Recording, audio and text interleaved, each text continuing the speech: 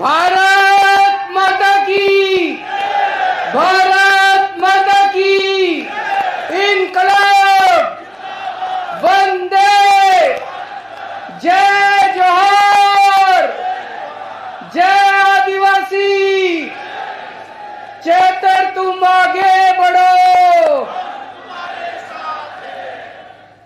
आज इतनी भारी संख्या में कोने कोने से आए हुए सभी भाइयों, बहनों, माताओं, बुजुर्गों, बच्चों, आप सब लोगों को मेरा नमस्कार, सबको मेरा प्रणाम, जय जोहार। इतनी धूप में आप इतनी देर से बैठे हुए हैं, हमारी बातचीत सुनने के लिए आप सब लोगों का दिल से मैं आभार व्यक्त करता हूं। दोस्तों, मैं दिल्ली से आया हूं। मेरे साथ पंजाब के मुख्यमंत्री भगवंत मान साहब आए हैं। हम अपना सारा कामकाज छोड़ के आज आप लोगों से मिलने आए हैं और कल हम जेल में चेतर वसावा से मिलने के लिए जाएंगे।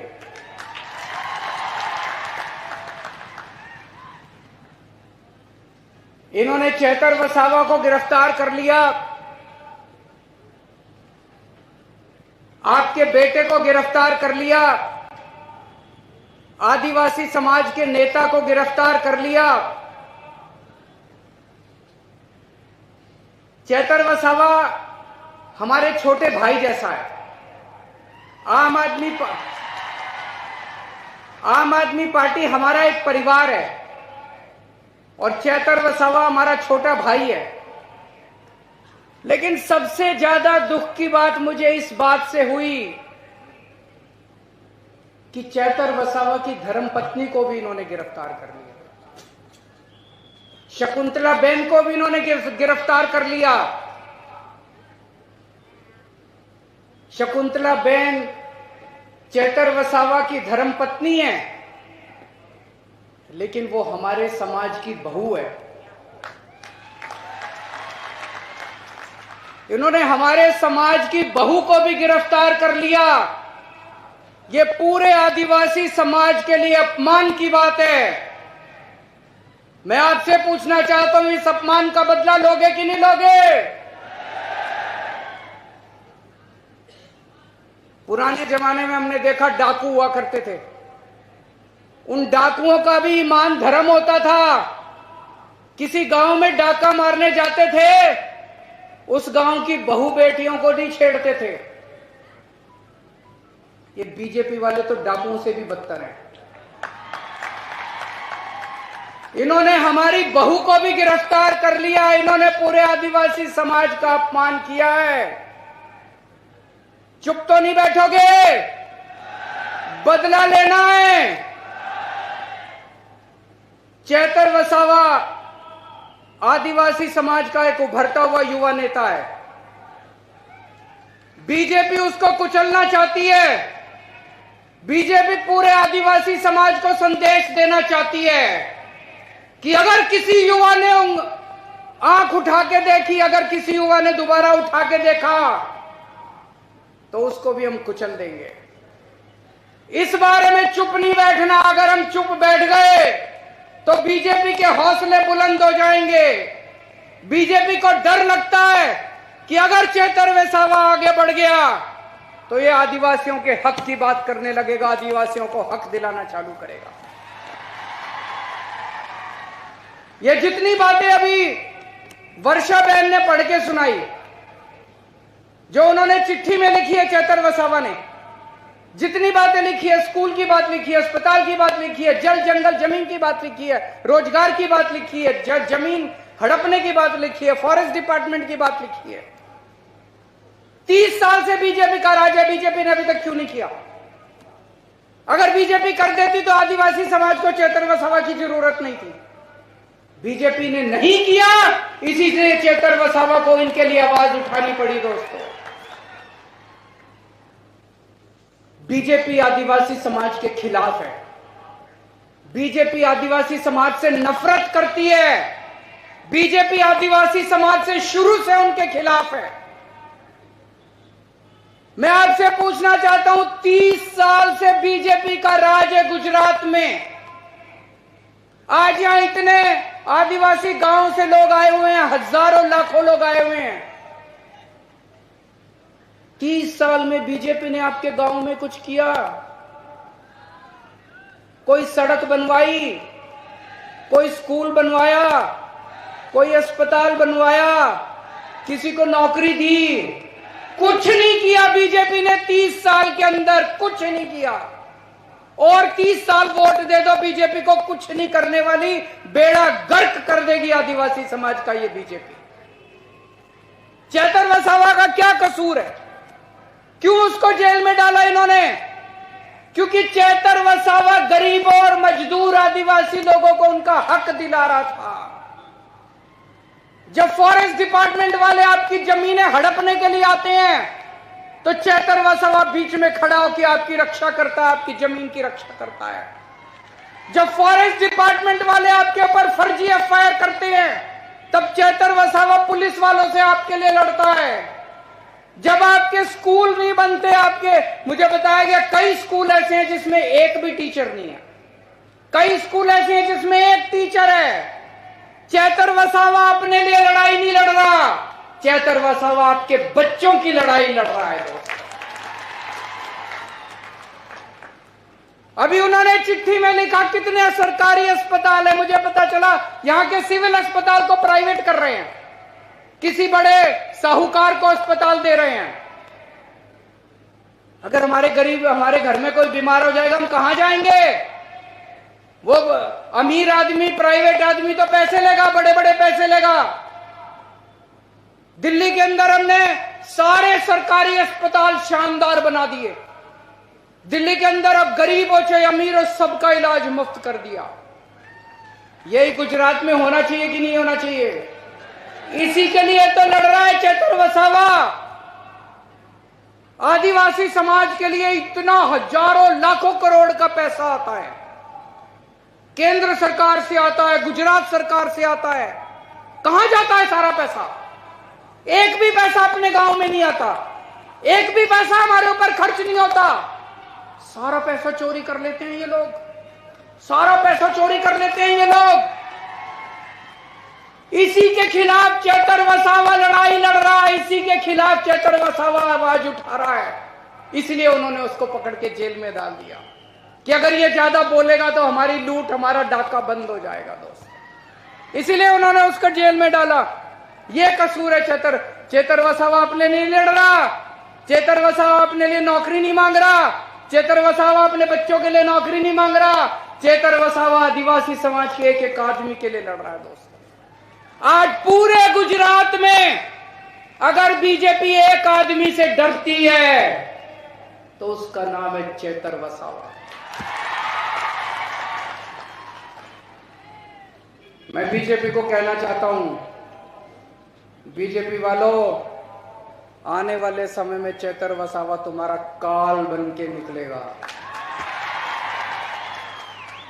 तुम्हारा सत्यानाश करेगा बीजेपी का चेतर वसावा जिस दिन बाहर आएगा। या तो उसको छोड़ दो, नहीं तो आज से गुजरात के अंदर बीजेपी की उल्टी गिनती शुरू हो गई है। उस पे ये लोग दबाव डाल रहे हैं चेतर वसावा पे। मुझे संदेश आया था चेतर वसावा का, उस पे दबाव डाल रहे हैं बीजेपी में शामिल हो जाओ, तुमको मंत्री बना देंगे, बीजेपी में शामिल हो जाओ, तुमको करोड़ों रुपया देंगे, आम आदमी पार्टी छोड़ दो। दोस्तों, आज अगर चेतर वसावा बीजेपी में शामिल हो जाए, उसको कम से कम 100 करोड़ रुपया मिलेगा, उसको मंत्री पद मिलेगा। लेकिन चेतर वसावा ने कहा मैं मर जाऊंगा, मैं अपने समाज के साथ धोखा नहीं करूंगा। उसने आपको नहीं छोड़ा, आपके परिवार को नहीं छोड़ा, आपके समाज को नहीं छोड़ा। चेतर वसावा ने कहा मुझे चाहे 10 साल 15 साल जेल में रखो, अपने समाज के साथ धोखा नहीं करूं, अपने समाज के साथ धोखा नहीं करूं। वो चाहता तो ऐशोआराम कर सकता था, करोड़ों रुपए की कोठी खरीद सकता था, गाड़ियां खरीद सकता था, पैसे ले सकता था, मंत्री, लेकिन उसने ऐसा नहीं किया। वो आपके लिए खड़ा, आपके लिए लड़ रहा है, अपने लिए नहीं लड़ रहा। चेतर वसावा, चेतर वसावा शेर है। और बीजेपी वालों, शेर को ज्यादा दिन पिंजरे में नहीं रखा जा सकता। जिस दिन शेर बाहर निकलेगा उस दिन तुम्हारी खैर नहीं है। कल मैं और भगवंत मान साहब, और अगर जेल वालों ने परमिट किया तो गोपाल इटालिया साहब और यशोदान गढ़वी भी, हम उनसे जेल में मिलने के लिए जाएंगे। मैं आपसे पूछना चाहता हूं, क्या मैं उनको, चेतर वसावा को जाके कह दूं कि सारा गुजरात उनके साथ खड़ा है? जरा दोनों हाथ खड़े करके बताओ कि आज सारा गुजरात चेतर वसावा के साथ खड़ा है? सारा गुजरात चेतर वसावा के साथ खड़ा है? मैं कल जाके बोल दूं चेतर वसावा को, आपका संदेश लेके कल मैं जाऊंगा। ये लड़ाई चेतर वसावा की लड़ाई नहीं है, ये आपकी इज्जत की लड़ाई है, आपके मान स्वाभिमान की लड़ाई है, पूरे आदिवासी समाज के मान सम्मान की लड़ाई है।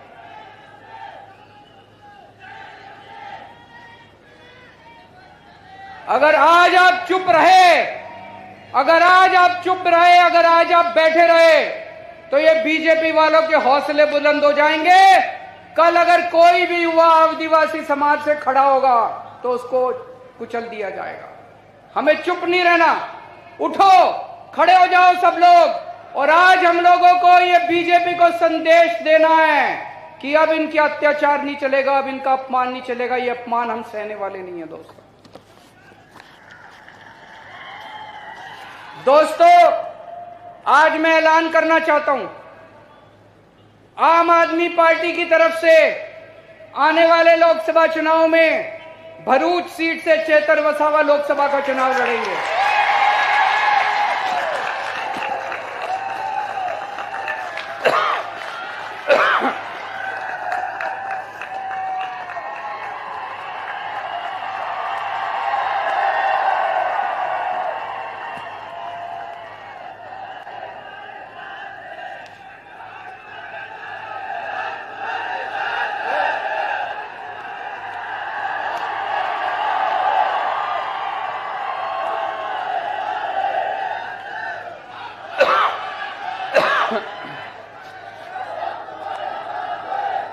मुझे उम्मीद है कि जब तक चुनाव होंगे चेतर भाई बाहर आ जाएंगे।